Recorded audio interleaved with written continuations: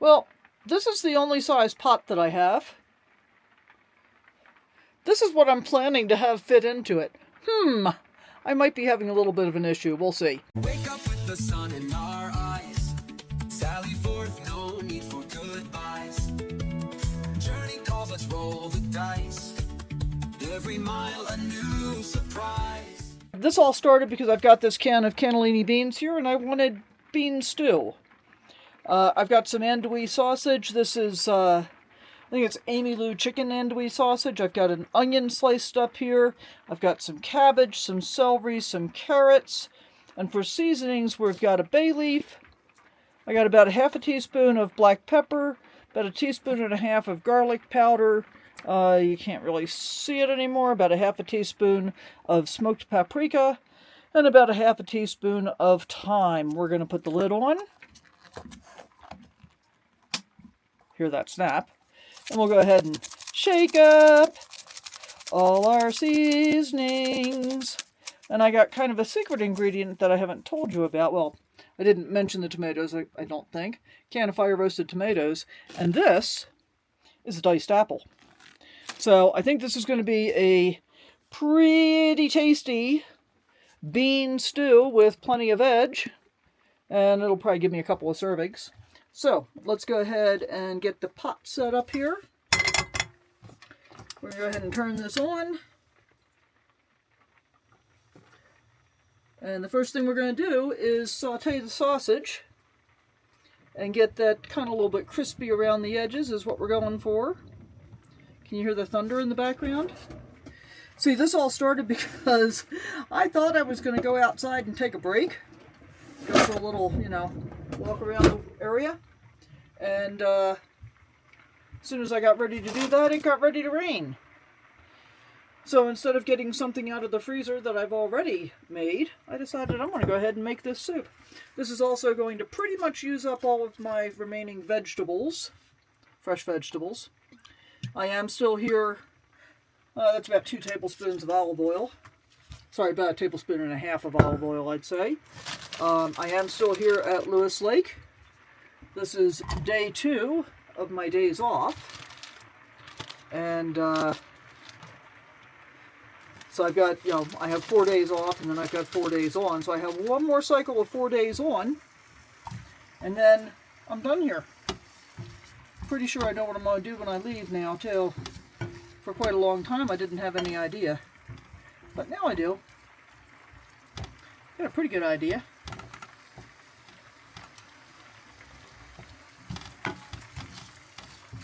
And I got a couple of little tips to share with you along the way, cooking related tips here. First of all, the reason that most recipes will tell you to use drained and rinsed beans when you're using canned beans, right there, is that the liquid in the can contains an awful lot of sodium. And I mean really a lot of sodium. And so you want to get rid of as much of that as possible. On the other hand, the liquid in the beans is also, in the can, is also called aquafaba, and it's a great thickening agent. So I dumped off most of the liquid, not absolutely all of it, because I want this to be much more stew-like than soup-like. And I am really concerned about whether or not it's all going to fit into the little pot here. But onions kind of disintegrate into nothing. Cabbage disintegrates into nothing. I think it'll be a very full pot, but I think it'll be fine. So there's the tip about draining and rinsing beans. Why did I decide to put an apple in here? Well, a couple of different reasons. First of all, I love sauerkraut, and when I make sauerkraut, I cut up an apple and an onion to put in my sauerkraut. Now I'm starting with already fermented cabbage when I do that, but on the other hand, I've got an onion here, I got cabbage, why not go ahead and add an apple to it? And I think the sweetness of the apple is going to offset some of the spicy from the andouille sausage, is what I'm imagining. And I imagine I'm probably correct. So there's that. What else? What else? The combination of bay leaf and thyme with beans is always excellent. And I mean, truthfully, I could have left the sausage out and just made this a vegetarian dish. But I'm not, because I'm not a vegetarian. And I don't know if I've shared this before or not. I have very high cholesterol. Generally between the 280 and 295 range. Boy, that range's really coming down now. Hopefully you can still hear me. I don't have my microphone on. So, usually, you know, I'm pretty high. But my ratio is very good. So, a number of years ago, I think I started in 2017, instead of eating animal products, I completely abandoned animal products for about 3.5 years, actually. Well, completely abandoned for about 2.5 years, and really intermittently for about 3.5 years. And what I discovered during that time is that my total cholesterol level only went down by about 10 points, which is not significant. And so what that tells me is, yes, I've got very high cholesterol, but it's being produced naturally in my body. It's not from what I'm eating, so I'm in fact eating tasty animals. And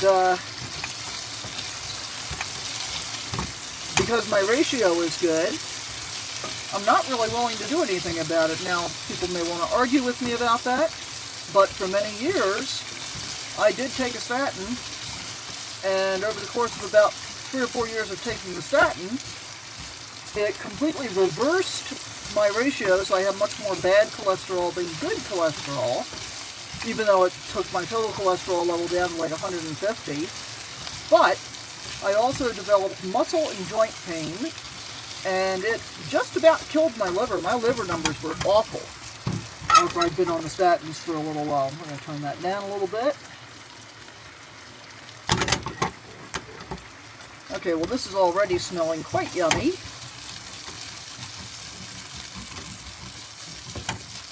And I think the sausages are brown enough. I'm going to dump them out. Actually, I'm going to dump them right back on this piece of parchment paper. Let me just move my onions over here out of the way for a moment.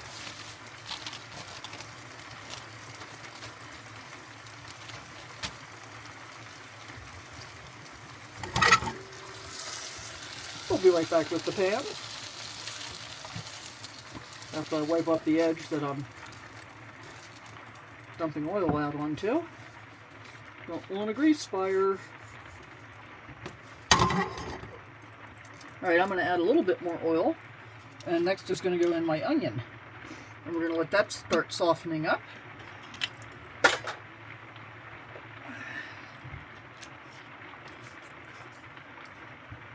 And again, I kind of want to let the onion caramelize a bit as well.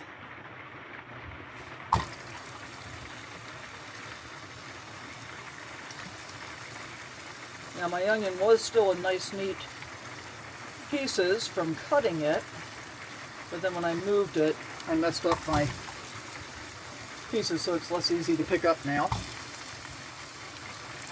And I'm using quite a bit of onion here because I really like onion. You could use less. This is a whole, what I would consider to be a medium-sized onion. You could use a small onion or half of a medium size if you wanted, and that would probably still be plenty. But I like onion, and onion's good for you. And you can certainly skip the apple. And in fact, I mean, the basic constituents here are beans, onion, sausage. And pretty much everything else you could eliminate. You could use all broth instead of tomatoes.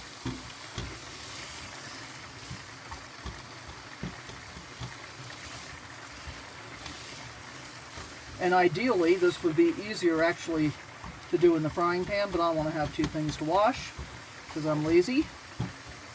And really ideally, if I wasn't so power-starved, I'd be doing it in the Instant Pot.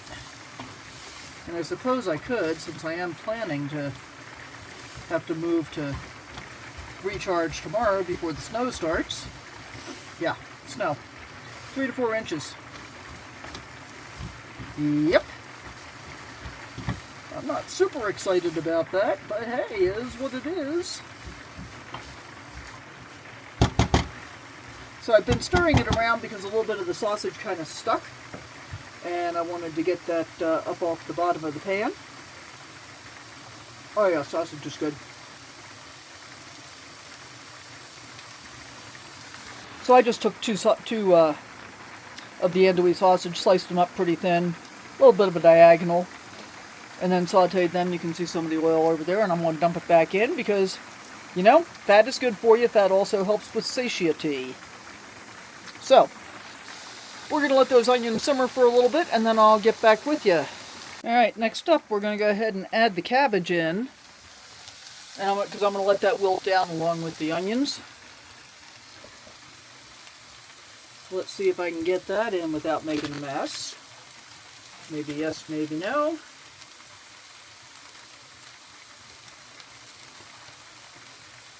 Semi-mess. Just dropped some in Kit's dish.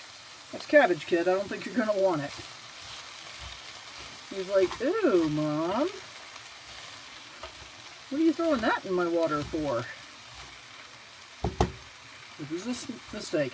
So, you can see how full this is, and I don't quite have all the cabbage in yet.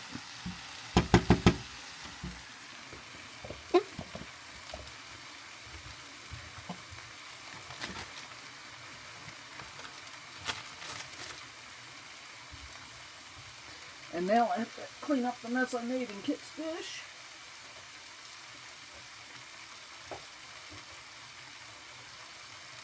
I keep thinking I'm going to move his dish, and then I keep forgetting to do it. Because, really, having it in the middle of the kitchen is not optimal for me.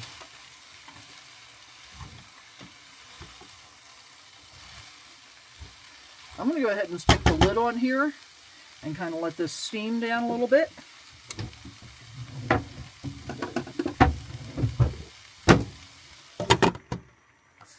Alright, so that'll take a few minutes, and we'll be back with you shortly.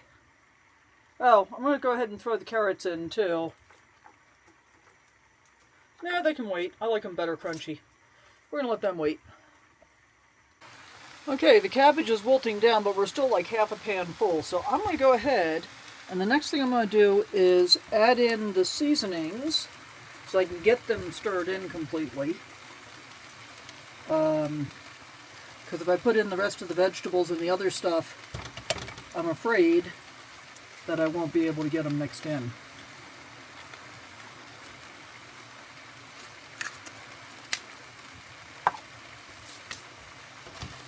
So let's go ahead and stir them in.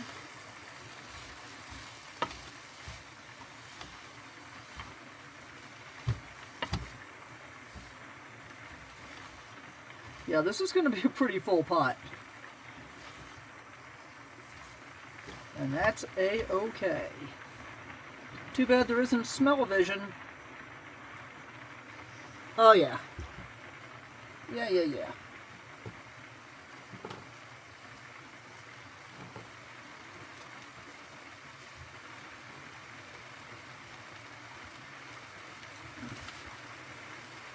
Alright, so next in with the celery and the carrots.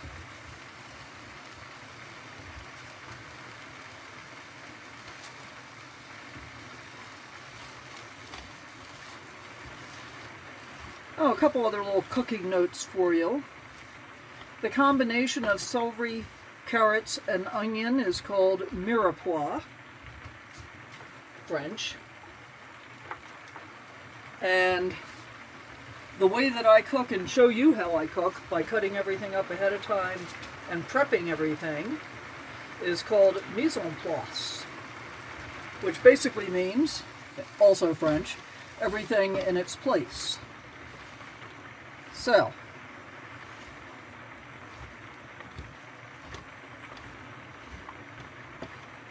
alright, we're looking good. We're going to go ahead and put the meat back in.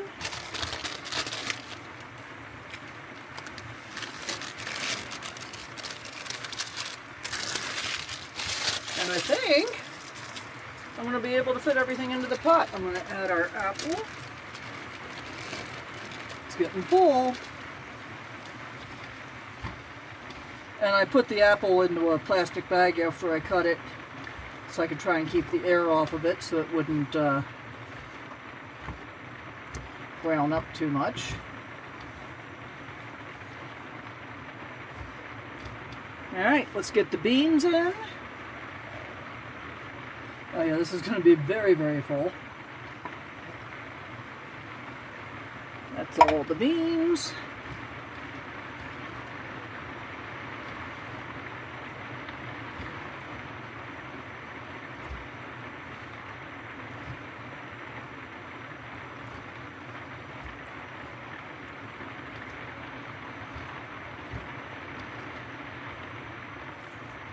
I could probably use a bigger pot, guys. What do you think? Because I haven't put the tomatoes in, and I haven't put any liquid in yet. Here come the tomatoes with their liquid.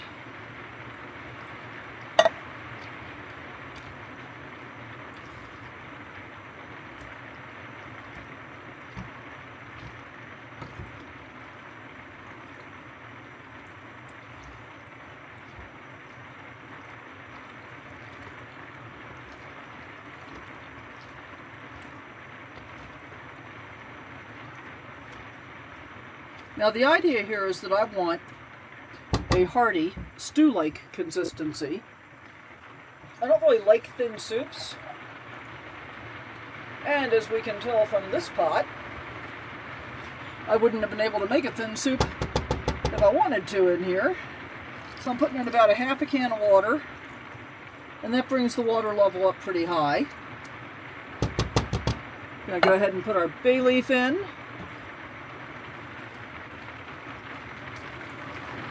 I really like bay leaves. Can't wait to see how loud that rain on the roof is when I go to edit this. Okay, this is a very full pot. And I'm going to go ahead and turn it up because I want it to come up to a boil. We'll get a little boil action going, and then boy, that's a heavy pot too. So I'm going to bring this up to a boil, and then I'm going to turn it down to a very light simmer and put the lid on for about 10 minutes, let the flavors meld together, and then see if we need to adjust seasoning. So you don't really need to watch while we wait for this to come up to a boil. I'll let you know in 10 minutes or so after 15 minutes or so after it simmers for a little bit how we're doing. Okay, I went ahead and had a taste and dished out a bowl and topped it with a healthy dose of Parmesan cheese. And my opinion is it needs salt. Now you may have noticed I didn't add any salt because I didn't rinse the beans, so I didn't want to have it be overly salty. And the other thing that happens with anything like this is as it sits, the flavors will meld even more, so I'm not going to add any salt right now either. I think this will be a case of adding salt to the serving dish if it actually needs it. And I also think with the Parmesan cheese, it probably doesn't need it. So I'm going to sit down and enjoy my dinner. As always, thank you so much for coming along. I truly appreciate you taking your time to watch my videos. Hope you enjoyed this one. Let me know what you think of it in the comments down below. We'll see you next time. Bye for now. Wake up with the sun in our eyes. Sally forth, no need for good